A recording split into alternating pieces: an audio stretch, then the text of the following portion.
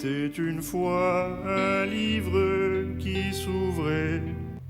Hello hello, bienvenue sur la chaîne des Sirènes du Nexus pour un nouveau tuto pâtisserie pour continuer sur la lancée des battles culinaires qui ont démarré sur Instagram, mais faudrait qu'on raconte l'histoire des sirènes et des battles un jour, mais pas aujourd'hui.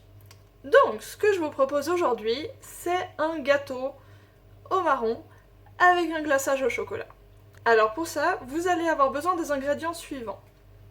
3 œufs frais, desquels on va séparer le blanc des jaunes, 100 g de beurre mou, 80 g de sucre, un sachet de sucre vanillé et 400 g de marron pour l'appareil du gâteau. Et oui, c'est de la pâte de vermicelle, c'est pas l'autre tuto que je suis censée faire. Et pour le glaçage qui sera réalisé après cuisson du gâteau, on aura besoin de 200 g de chocolat noir et 150 ml de crème. Pour cette recette, vous n'aurez pas besoin d'un chat. Il y a un problème? Non. Même s'il a envie de s'incruster. Pas besoin. On le laisse en vie pour le moment.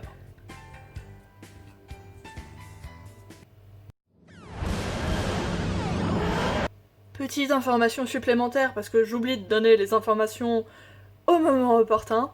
Avant de commencer le mélange et la préparation, préchauffez le four à chaleur en haut et en bas à 180 degrés.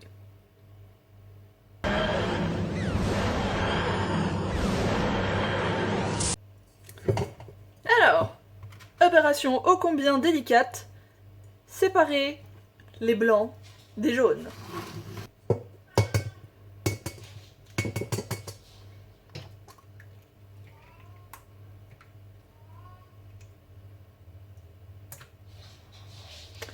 Si on entend des bruits au fond, c'est le chat qui est jaloux de ne pas être dans la vidéo. Je m'en excuse.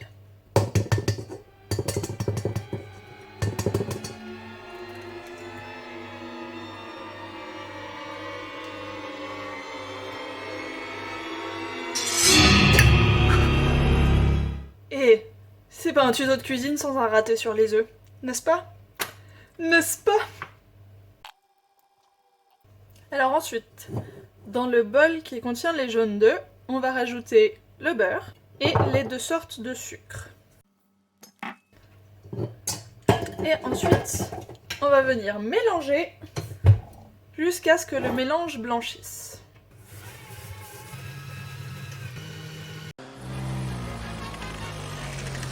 Pendant ce temps, à Veracruz... ¿Algo más, señora? Es todo, gracias. ¿Cuánto le debo? 13.95. On va ensuite venir rajouter notre purée de vermicelle. Alors c'est vraiment pas de la crème de marron, c'est de la purée de vermicelle. C'est important, sinon votre gâteau il va pas tenir. Et évidemment, ce serait pas moi si j'en mettais pas partout à côté. Hop, et c'est reparti pour un mélange.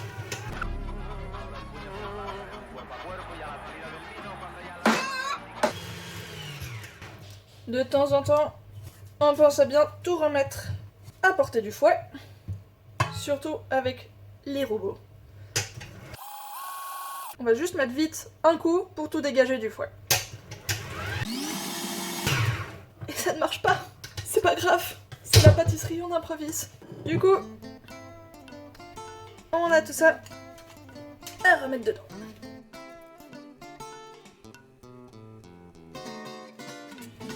Et même si on n'est pas censé, c'est délicieux à manger comme ça.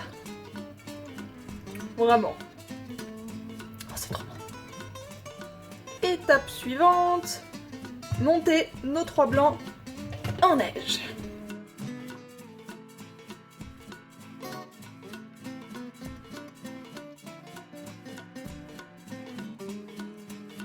Une fois que nos blancs sont en neige, on reprend le mélange d'avant et on incorpore les blancs dans le mélange.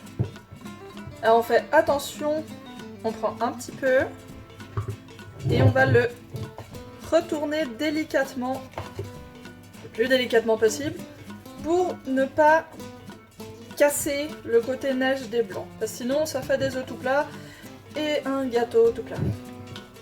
Alors c'est pas obligé d'être parfaitement mélangé au début. On fait l'incorporation petit à petit en faisant toujours des mouvements circulaires. Et on s'occupera de bien les mélanger une fois que tous les blancs seront dans le bol.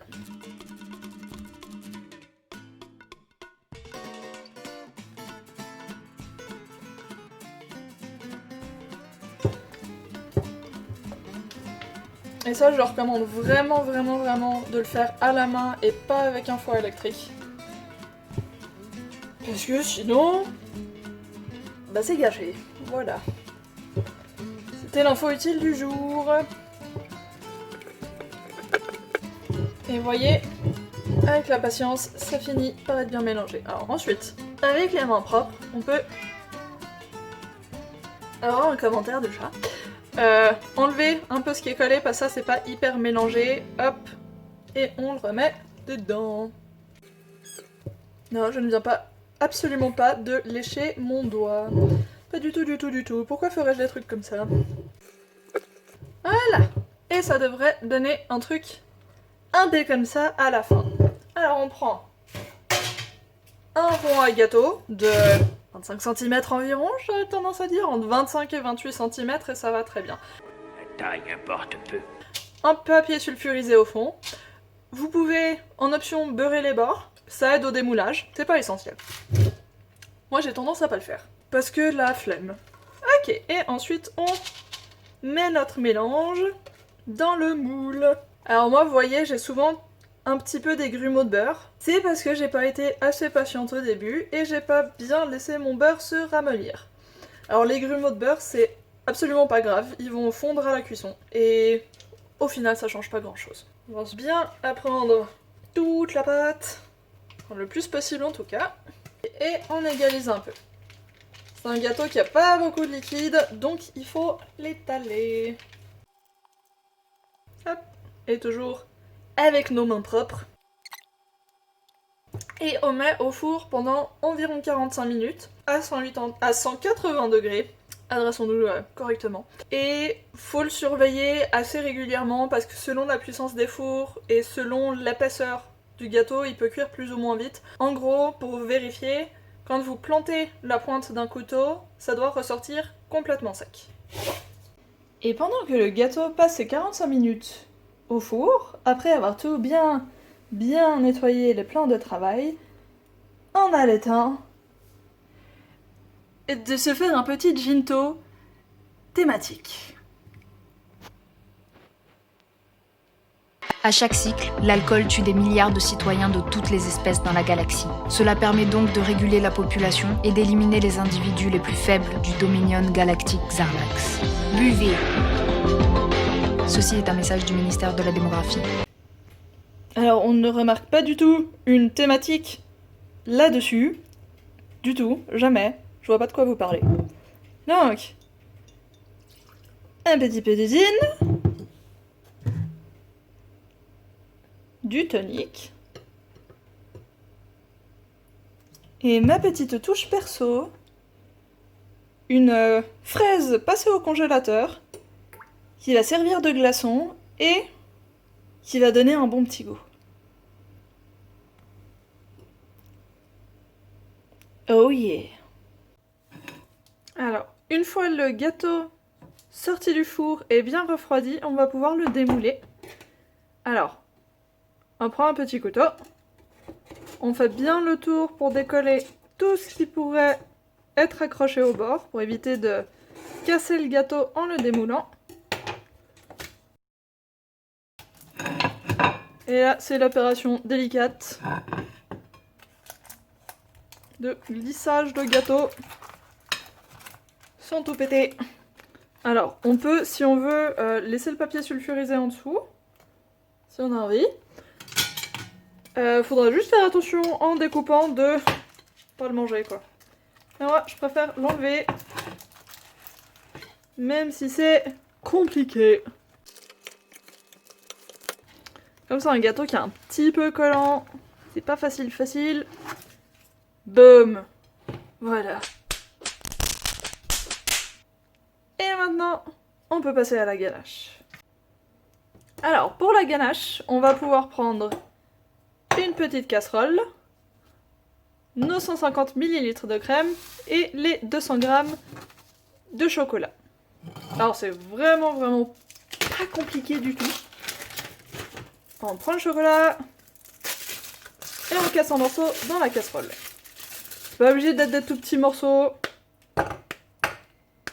Juste histoire que ça fonde plus vite. On rajoute la crème et on fait fondre. Alors moi j'essaye de mettre feu pas trop fort pour éviter que le chocolat il brûle au fond de la casserole. Alors ensuite c'est un truc qui prend plus ou moins de temps, mais il faut juste faire attention de bien mélanger le chocolat en permanence. C'est ça qui fait que il va pas brûler au fond de la casserole. Ce goût du chocolat brûlé, c'est pas hyper bon.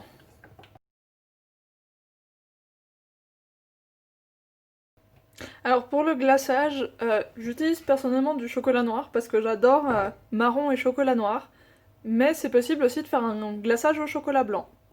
Ça change le goût, c'est vraiment très bon aussi. Faut juste faire attention à, comme il y a déjà de la crème dans le chocolat blanc, faut pas mettre 150 ml de crème avec parce que sinon ça sera trop liquide et ça va jamais solidifier.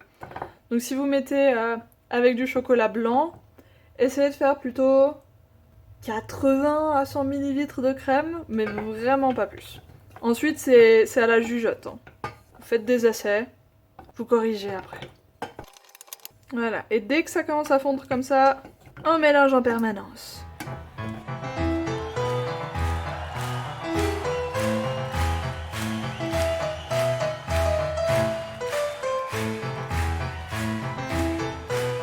Ok, et dès qu'il n'y a plus le moindre morceau de chocolat, c'est que c'est bon et c'est prêt à être versé. Et maintenant, pour recouvrir avec la ganache, on y va assez lentement pour pas que le chocolat il aille d'un coup sur les bords et qu'il reste pas sur le dessus du gâteau. Donc on met puis le milieu, assez doucement, hop, histoire que ça recouvre bien. Comme j'aime pas le gâchis, hop. On racle bien le fond de la casserole et ensuite on étale pour que ça dépasse un peu de tous les côtés et que ça recouvre bien tous les bords. Alors n'hésitez pas à faire ça avec des grands plats à gâteau. Moi j'en ai pas, donc j'utilise une assiette. Ce qui fait que c'est à peu près du bord des fois, mais c'est pas grave. Ensuite vous pouvez toujours, pour servir que ce soit joli, nettoyer les bords maintenant ou plus tard. Moi j'aime bien attendre que ça refroidisse un tout petit peu et je mange moi le chocolat. Alors pour qu'il soit prêt à servir, on va le mettre au frigo environ 2 heures, histoire que le glaçage il solidifie bien. Et voici résultat final. C'est à peu près à ça que c'est censé ressembler. Voilà, c'était la recette de gâteau chocolat marron chocolat, on le dit dans l'ordre qu'on veut.